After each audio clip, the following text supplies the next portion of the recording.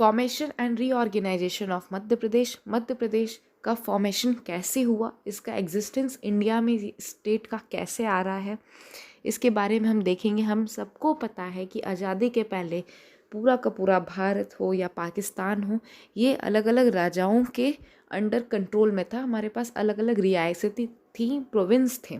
तो आज हम देखेंगे कि मध्य प्रदेश स्टेट का एक्चुअल में फॉर्मेशन कैसे हुआ, कैसे ऑर्गेनाइजेशन हो। आपको याद होगा कि रीऑर्गेनाइजेशन एक्ट 1957, फजल अली कमेटी से क्वेश्चंस बहुत आते हैं, एमपीपीएससी का फेवरेट है, कभी ना कभी वो पूछ ही लेती है।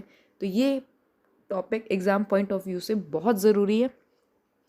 आज का हमारा वीडियो सेशन होगा, हम कवर करेंगे 1947 से 1956 तक की स्टोरी कवर करेंगे। मतलब कि पार्ट 1 हम देखेंगे इस वीडियो में आज, कि जो हमारा फॉर्मेशन की कहानी थी वो 1956 तक मध्य प्रदेश के प्रोविंस की क्या स्थिति थी, कैसे यहाँ पे शासन चलता था। 1947 में हमारा भारत देश आज़ाद हुआ था, उसके बाद से लेके 1956 तक कैसे मध्य प्रदेश को अलग अलग इसकी क्या स्टोरी रही है, इसे हम देखेंगे।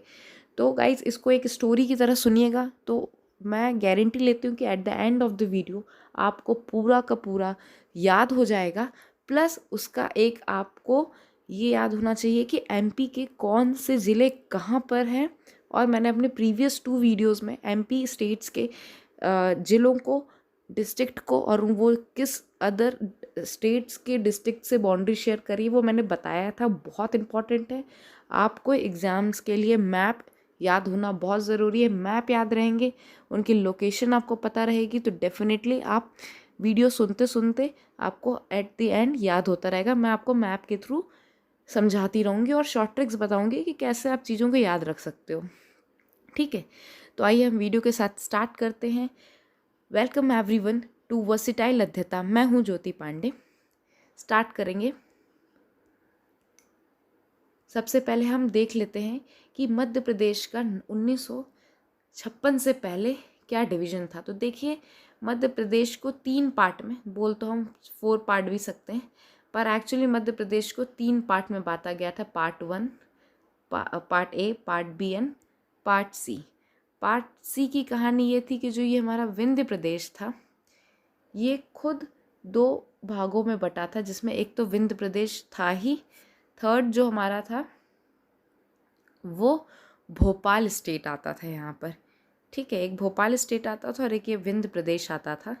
ठीक है, तो ये सब ग्रुप में था, तो या तो आप 4 बोल लो, but mainly part A, part B and part C में 2 थे। भोपाल स्टेट भी था, क्योंकि भोपाल लेटली मतलब बाद में ऐड हुआ है मध्य प्रदेश के साथ। यहाँ पहले हमीदुल्ला जी की रियासत थी, वो उन्होंने इंडिया में विलय करने से मना कर दिया था इनिशियली।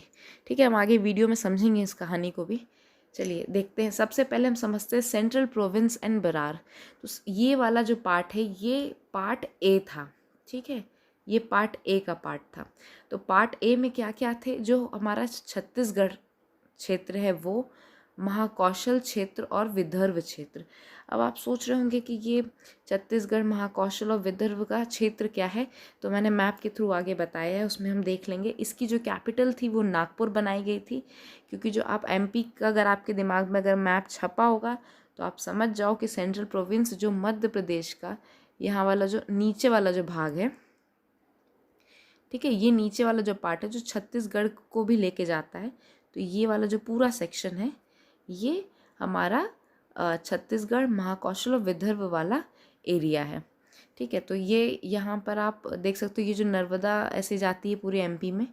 ठीक है, यहाँ पे ये एमपी का आप ऐसे बना लो कुछ मैप। ठीक है, यहाँ पर जाती है, तो ये जो नर्मदा रिवर छूती है, यहाँ से लेके ये पूरा छत्तीसगढ़ वाला एरिया रहा है। मैप में देख लेंगे। जो इनके फर्स्ट चीफ मिनिस्टर बनाए गए थे वो रविशंकर शुक्ला जी थे। ठीक है, और जो सेंट्रल प्रोविंस बनाई गई थी, इनकी कहानी क्या है कि वो 2 नवंबर 1961 में फॉर्म हुआ था ब्रिटिश के द्वारा।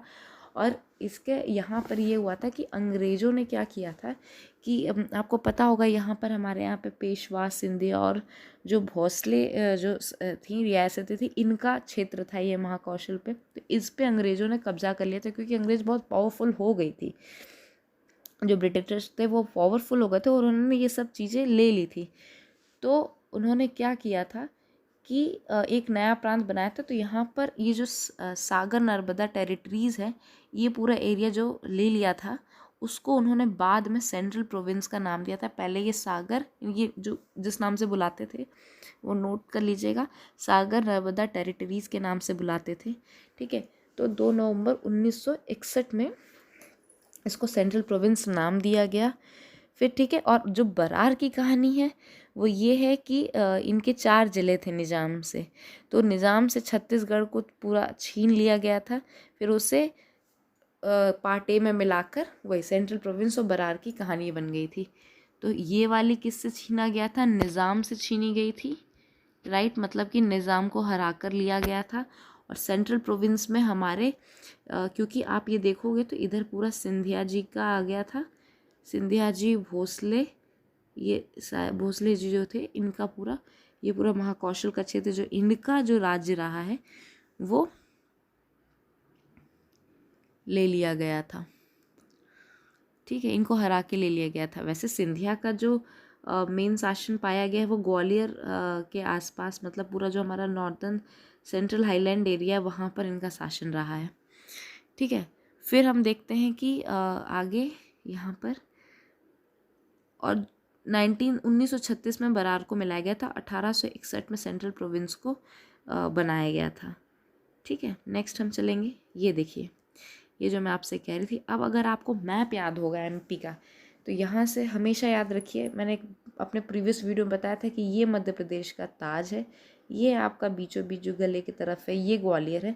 तो हमेशा याद रखिएगा, इधर भोपाल है, ठीक है, इधर जो है आपका मंदसौर है, नीमच है, ये वाला एरिया है, ये वाला इधर आपका ये दतिया है। ठीक है, तो ये आपको पूरा मैप, ये वाला पोर्शन रीवा है। तो ऐसे अगर आपको पूरा मैप याद रहेगा तो आप बहुत जल्दी पकड़ लोगे कि यहाँ पर क्या है। अब यहाँ पे जो पहले मध्य प्रदेश पुराना है, ये यहाँ पर ऐसे करके मध्य प्रदेश बन गया था, और इधर ये क्योंकि ये बालाघाट से ये रीजन यहाँ से कट गया था, और ये वाला जो पूरा रीजन था ये छत्तीसगढ़ के तरफ चला गया था, जो सेंट्रल प्रोविंस ऑफ बरार है। बरार ज़्यादा नीचे की ओर आ गया, बट क्योंकि पहले एमपी और छत्तीसगढ़ का एक पार्ट माना गया था।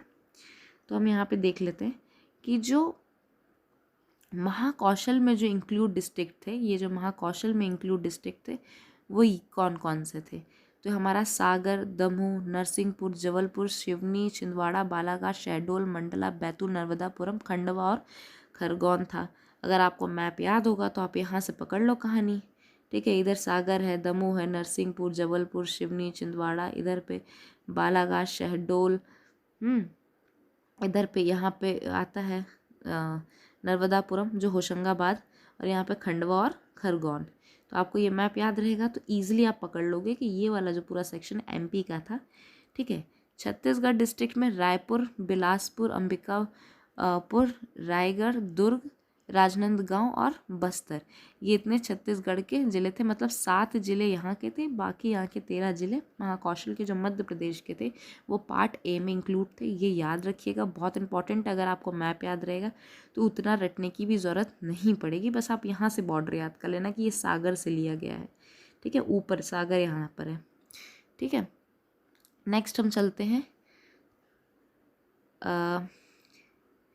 ये मैंने इंक्लूड किया है कि ये मैं इस तरीके से पढ़ती हूँ, मैं इसको डिटेल में बताऊँगी कैसे। आगे हम चलते हैं सेंट्रल इंडिया और मध्य भारत की तरफ, जो हमारा पार्ट बी है, राइट, ये हमारा पार्ट बी है। तो जो ये ग्वालियर और इंदौर का रीजन है पूरा, ये वाला एरिया, ये हमारा पार्ट बी कहलाया पूरा का पूरा। ये जो बॉर्डर बनती है ये पूरी यहाँ पर पार्ट बी की कहलाई गई।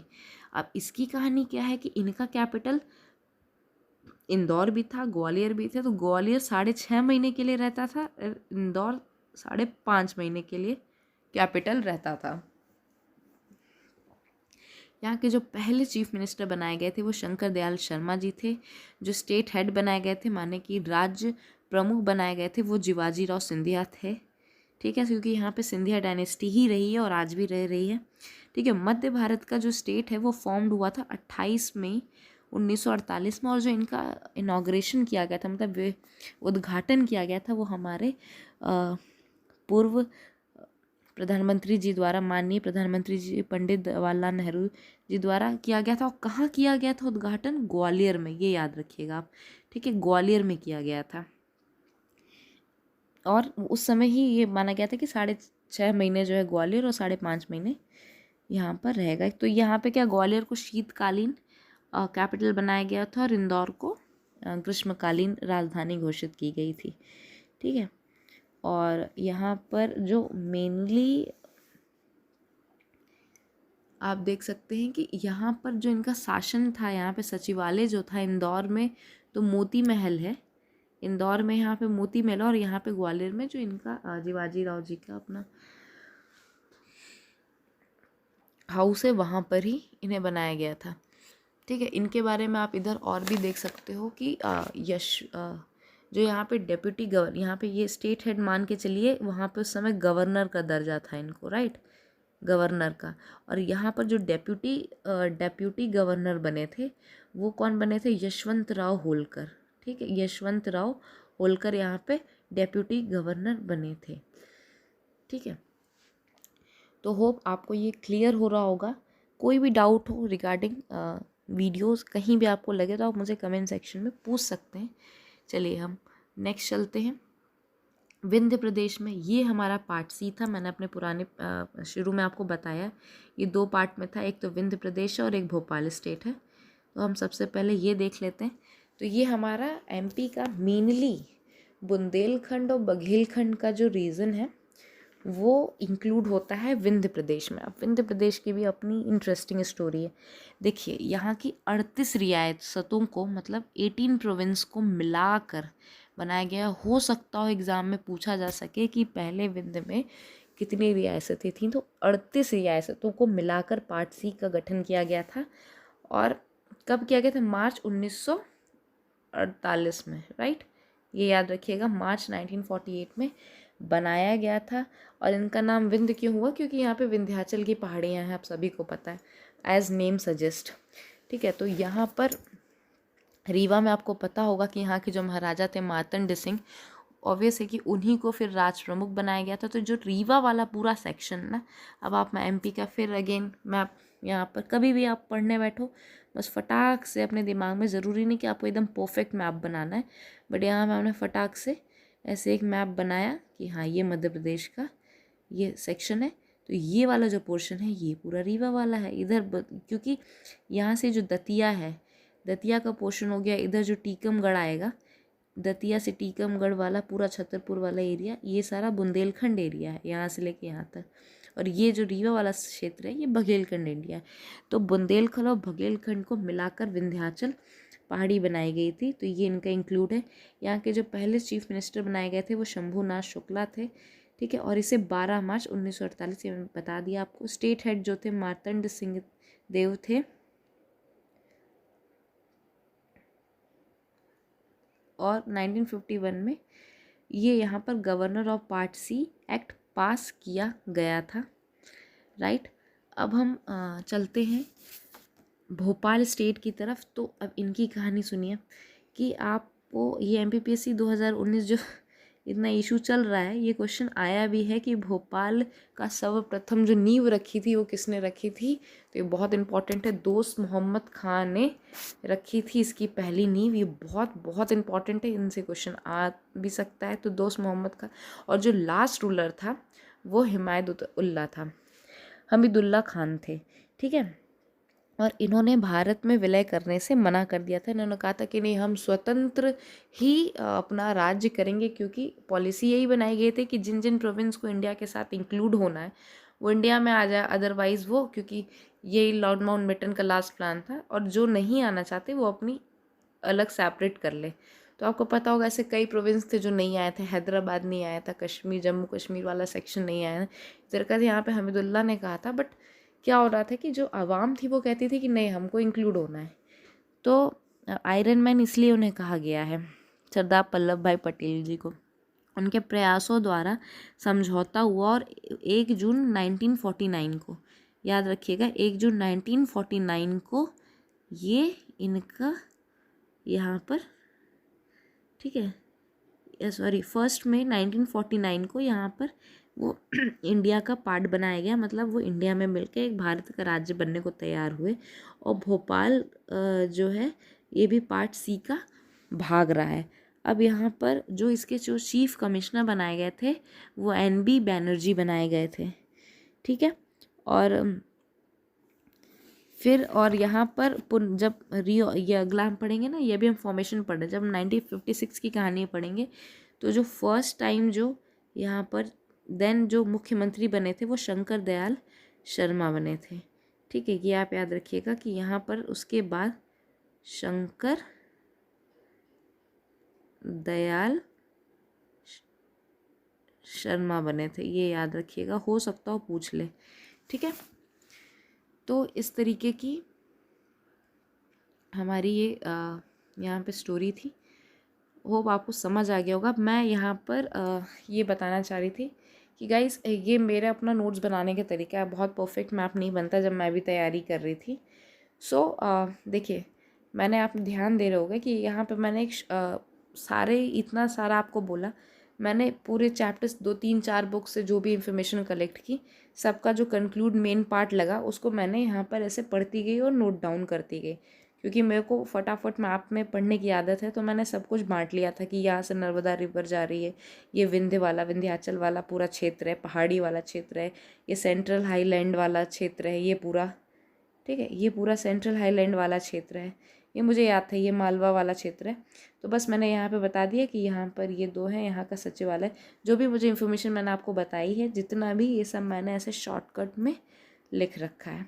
तो कुछ इस तरीके से मैं अपने नोट्स बनाती थी, आपके भी अपने तरीके होंगे, आप बना सकते हो, बट एक स्टोरी की तरह फॉर्म कर लो। एग्ज़ाम्स के टाइम पे सिर्फ मैं इन्हें पढ़ लेती थी और मेरे को रिवाइज हो जाता था, यही इंपॉर्टेंट, इससे बाहर एक भी क्वेश्चन मैंने लिखा है उससे बाहर कहीं नहीं आने वाला है, ठीक है। जहाँ से मुझे जब भी इंफॉर्मेशन मिली, कुछ नए अलग अलग बुक में अलग अलग इन्फॉर्मेशन, वहाँ से मैंने ले ली। होप आप सभी को मेरा वीडियो अच्छा लग रहा होगा। अगर आपको कोई डाउट हो तो आप मुझसे पूछ सकते हैं। Thank you for today. और आपको कमेंट सेक्शन में पूछ लीजिएगा। वीडियो अच्छा लगी तो प्लीज़ सपोर्ट कीजिएगा, like share with your friends and subscribe to my channel. मिलते हैं नेक्स्ट वीडियो के साथ।